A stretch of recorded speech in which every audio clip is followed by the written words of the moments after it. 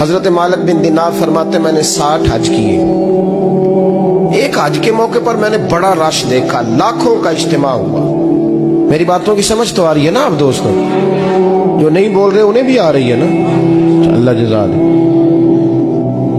کہتے ہیں لاکھوں کا مجمع تھا تو میرے دل میں خیال آیا, میں نے کہا اے اللہ, اتنے لوگ آئے ہیں, ان کا حج قبول بھی ہوا ہے کہ نہیں؟ فرماتے میں سوچ رہا تھا تو رات کو نا خواب میں نے کسی کہنے والے کو کہتے ہوئے سنا کہ سب کا قبول ہو گیا. بلخ کا رہنے والا محمد بن ہارون بلخی ہے, اس کا حج قبول نہیں.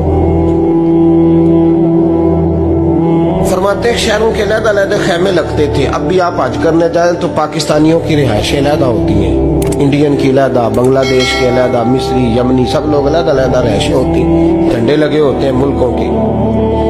کہتے ہیں میں نے سویرے اٹھ کے ڈھونڈنا شروع کر دیا. ڈھونڈتا ہوں وہ بندہ ملے.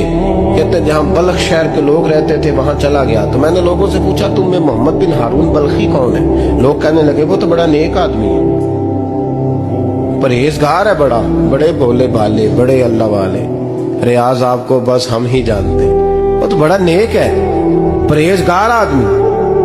میں نے کہا اچھا کہاں ہے؟ انہوں نے کہا پہاڑ کے پیچھے اس نے خیمہ لگایا ہوا ہے, ساری رات عبادت کرتا ہے, سارا دن روزہ رکھتا ہے, قائم اللیل ہے, صائم الدہر ہے. کیا بات؟ فرماتے ہیں میں ان لوگوں کی بات سن کے حیران ہو گیا کہ مجھے کیا بتایا گیا, یہ کیا کہہ رہے ہیں؟ فرماتے ہیں میں پہاڑ کے پیچھے گیا. حضرت مالک بن دینار علیہ رحمہ فرماتے ہیں جب میں وہاں پہنچا تو میں نے اس شخص کو مصلی پہ بیٹھے دیکھا.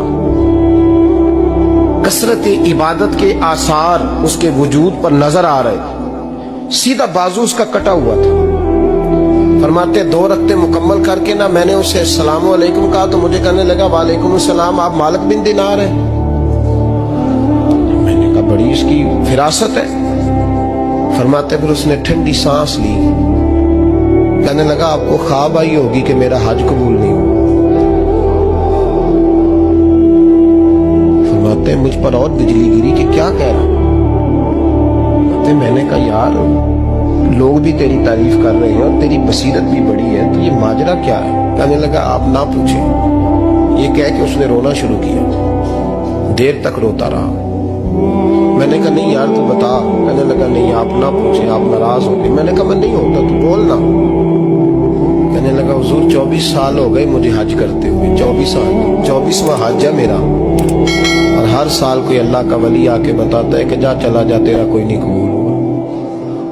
بے پروائی ویک سجن دی جتھے کسے دی پیش نہ جاوے, انہیں تاجا والے در در رولے تے منگتیاں تخت بٹھاوے.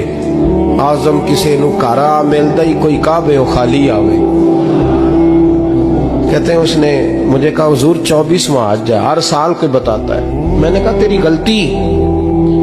کہنے لگا میں اپنی ماں کا نافرمان.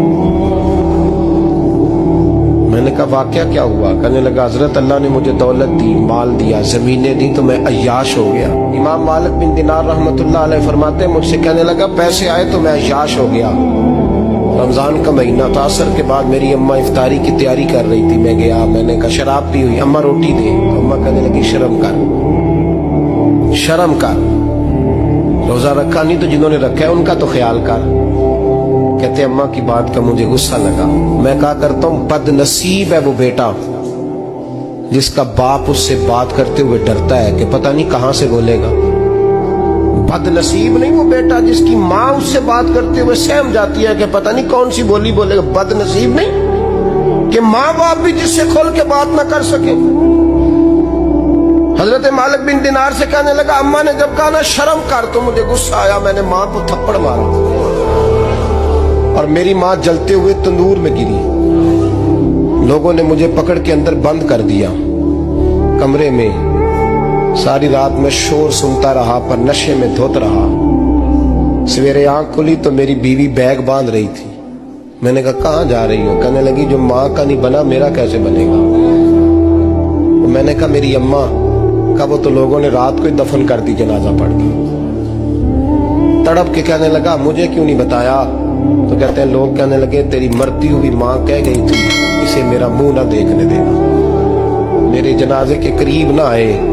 हजरत मालिक बिन दिनार फरमाते हैं जब उसने ये बात सुनाई तो मैंने भी उसके मुंह पे थप्पड़ मारा।